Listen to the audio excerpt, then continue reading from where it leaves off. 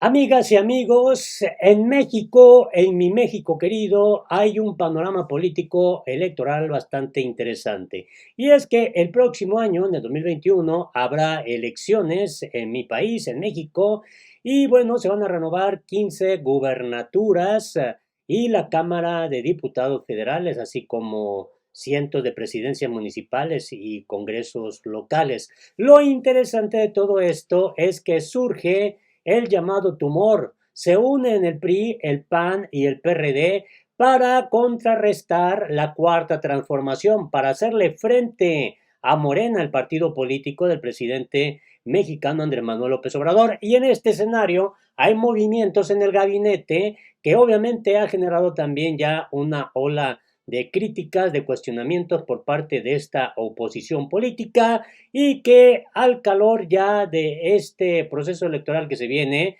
resulta interesante conocer lo que está pasando.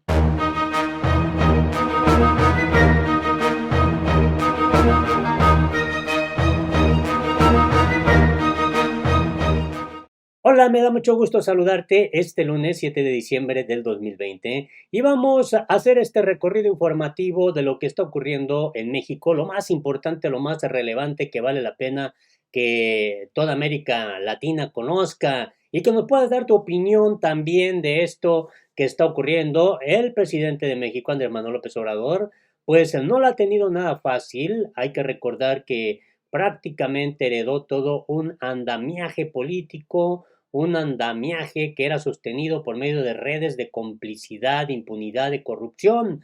En los sexenios tanto del PRI como del PAN, del periodo neoliberal, como lo ha llamado López Obrador. Y bueno, vale la pena recordar que todo esto comenzó, según el presidente mexicano, Andrés Manuel López Obrador, con el sexenio de Carlos Salinas de Gortari, continuó con el del priista, Ernesto Zedillo Ponce de León, vinieron los dos sexenios panistas, el de Vicente Fox Quesada y el de Felipe Calderón Hinojosa, y finalmente el sexenio del priista Enrique Peña Nieto. Y bueno, todo esto ha quedado más que claro que fue alentado por todo un acuerdo político tras bambalina. López Obrador le llamó la mafia del poder y esto ya quedó más que claro. Ahora ya se unen de manera pública PRD, PAN y PRI, unidos a estos partidos aparentemente antagónicos, pero que hoy queda más que claro que cómo es posible, por ejemplo, el PRD, el otrora partido de izquierda que postuló dos veces a Andrés Manuel López Obrador como su candidato a la presidencia de la República, pero que luego de este 2012 Andrés Manuel López Obrador comenzó a crear la Asociación Civil primero del Movimiento de Regeneración Nacional, después se constituyó en partido político y fue por medio de ese instrumento que López Obrador llegó a la presidencia de la República. Y bueno, este partido político del PRD, liderado, controlado por los llamados chuchos, Jesús Ortega y Jesús Zambrano, decidieron finalmente ya hacer público pues este acuerdo político, perdón, que de por sí ya traían y que quedó visible con las reformas estructurales que alentó el expresidente Enrique Peña Nieto en ese llamado Pacto por México, en donde firmaron el PAN, el PRD y el PRI. Pero ahora ya se unen contra la cuarta transformación, se unen contra el gobierno de Andrés Manuel López Obrador, contra su partido político, Movimiento de Regeneración Nacional, porque viene el proceso electoral del 2021. Y en este escenario, pues resulta interesante la declaración de Mario Delgado, el dirigente nacional de Morena. Alianza entre PRD, PRI y PAN demuestra que sí existe la mafia del poder. El dirigente de Morena dijo que estos tres partidos políticos han demostrado a lo largo de los años que son máquinas de malos gobiernos e invenciones corruptas, como los moches. Vaya que su declaración, desde luego, ameritó ya una respuesta por parte, al menos hasta este momento, del dirigente nacional del PAN. Pero esto es lo que declaró Mario Delgado, presidente nacional de Morena. Aseguró que la posible alianza política entre el PRI, PAN y PRD para la contienda electoral de 2021 nace para defender sus propios intereses y esto es prueba de que sí existe la mafia del poder. Son lo mismo conservadores que representan al neoliberalismo rancio, culpables de la desigualdad y la injusticia en México. Son la mafia del poder, refirió el líder morenista. El dirigente de Morena opinó que el PRI, PAN y PRD han demostrado a lo largo de los años, con creces y de manera reiterada, que son máquinas de malos gobiernos, de invenciones corruptas como los moches y de prácticas inmorales como el despilfarro del erario, por lo que no son dignos de la confianza del pueblo mexicano. Agregó que la coalición PRI-PAN-PRD le da la razón a la advertencia que ha hecho el presidente Andrés Manuel López Obrador sobre ellos desde hace tiempo. Para la gente va a ser muy fácil decidir si quiere regresar a la politiquería añeja del PRIAN-RD, que representa la corrupción y los privilegios del pasado, o seguir confiando en Morena para que continúe la regeneración de la vida pública del país. Delgado Carrillo llamó a los militantes de su partido a seguir unidos y a trabajar en conjunto para postular a los mejores hombres y mujeres para representar al pueblo en la Cámara de Diputados el próximo año y consolidar la cuarta transformación. Bueno, a través de su cuenta oficial de Twitter, Mario Delgado dio a conocer esto. Celebramos que por fin se quiten la máscara el PRI, el PAN y el PRD, mostrándose como lo que son, conservadores que representan al neoliberalismo rancio, culpable de la desigualdad y la injusticia en México. Y bueno, en este escenario resulta muy, pero muy interesante lo que también declaró Marco Cortés, el dirigente nacional del PAN, en su respuesta a Mario Delgado.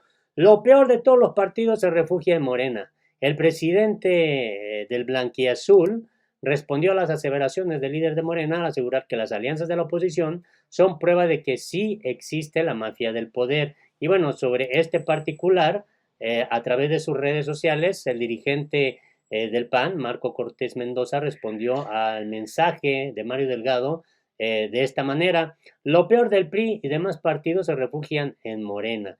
Cinismo puro, Mario Delgado, para vivir del presupuesto fuiste del PRI, PRD y ahora Morena. Hoy, lo peor del PRI y todos los partidos se refugia en Morena, empezando por López Obrador, Manuel Bartlett, Miguel Barbosa, Gómez Urrutia, etcétera, publicó el dirigente.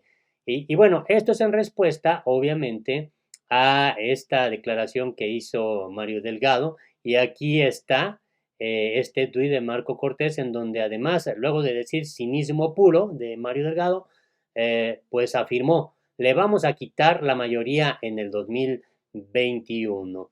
Y bueno, en este escenario, pues hay que destacar que Andrés Manuel López Obrador, pues da a conocer cambios también en su gabinete, y entre los cambios que dio a conocer, pues destaca el de Tatiana Cloutier, que obviamente ha sido criticada por la oposición en este sentido. Recuerdan en redes la frase vengo a aprender de Videgaray por anuncio de AMLO sobre Tatiana Cloutier. La diputada federal de Morena fue nominada por López Obrador para suplir a Graciela Márquez Colín, quien se uniría a la Junta de Gobierno del INEGI. Y bueno, esto se debe a que Luis Videgaray hoy se volvió tendencia en redes sociales por su frase vengo a aprender, que dijo en 2017 cuando fue nombrado titular de la Secretaría de Relaciones Exteriores por el expresidente priista Enrique Peña Nieto, luego de dejar la Secretaría de Hacienda y Crédito Público. Así pues, Tatiana, pues es criticada, Tatiana Cloutier, en la conferencia de prensa matutina. López Obrador hizo varias nominaciones para próximos cambios en su gabinete y entre estas se encuentra la de Tatiana Cloutier, quien podría ser la nueva titular de la Secretaría de Economía tras la salida de Graciela Márquez. Y tras el anuncio en redes sociales se volvió tendencia a Luis Videgaray, el funcionario de Peña Nieto, por esa frase vengo a aprender que pronunció en 2017, luego de pues ser cuestionado por su poca experiencia en la materia. En aquella ocasión reconoció que no tenía conocimiento de la Cancillería ni experiencia diplomática, por lo cual confió en el trabajo del Servicio Exterior mexicano, al cual con humildad pidió su apoyo. Y en el caso de Tatiana, pues se dice lo mismo. En este contexto, el anuncio de esta mañana generó también que se cuestionara la experiencia de Tatiana Cloutier en materia económica.